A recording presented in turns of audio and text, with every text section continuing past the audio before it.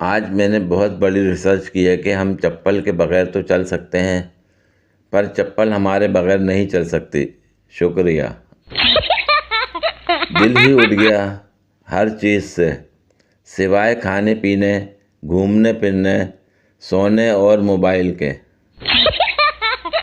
टांगें ज़्यादा लंबी हो जाएं तो बेशक कटवा लें, लेकिन दूसरों के काम में मत अड़ाएं।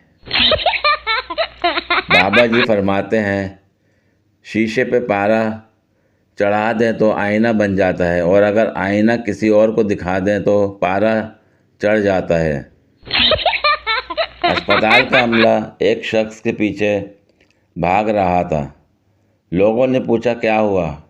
डॉक्टर, 4 बार ऐसा हुआ, ये दिमाग का ऑपरेशन करवाने के बहाने आता है और ट्रिन करवा कर भाग जाता है।